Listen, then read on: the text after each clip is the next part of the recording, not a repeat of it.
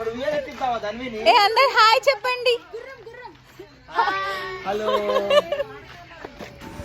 So ఇంకా బాసర తర్వాత next షిరిడీకి అయితే వెళ్ళానని చెప్పాను కదా. సో ఇంకా అలాగా షిరిడీలో మేమైతే ఎక్స్ప్లోర్ చేయడానికి మార్నింగ్ 10:30కి అలా స్టార్ట్ అయిపోయాము.